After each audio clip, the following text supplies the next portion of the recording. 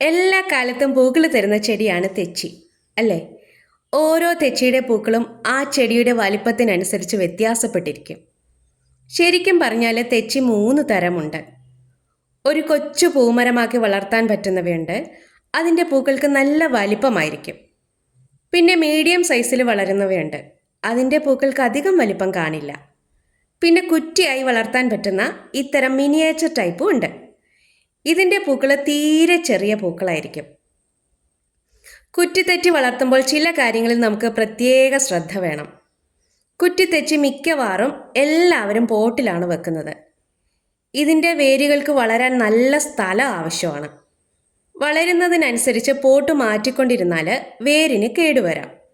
അതുകൊണ്ട് ആദ്യം തന്നെ നല്ല വലിപ്പമുള്ള പോട്ട് തിരഞ്ഞെടുത്ത് അതിൽ നടുക.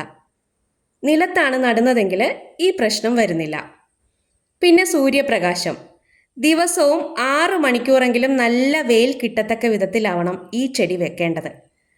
നല്ല സൂര്യപ്രകാശം കൊണ്ടെങ്കിൽ മാത്രമേ ഈ ചെടി നല്ല ഹെൽത്തി ആയിട്ട് ഇല കാണാതെ നിറയെ പൂക്കൾ പിടിക്കുകയുള്ളൂ. ഒരുപാട് വെള്ളം ആവശ്യമില്ലാത്ത ചെടിയാണിത്. വെള്ളം കൂടിയാൽ ഇതിൻ്റെ ഇലകളൊക്കെ പഴുത്ത് കൊഴിഞ്ഞു പോകും. നിലത്താണെങ്കിൽ പ്രശ്നമില്ല.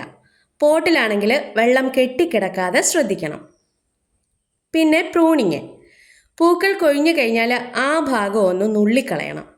അപ്പോൾ പുതിയ തളിർപ്പുകളൊക്കെ വന്ന് പൂക്കളുണ്ടാവും.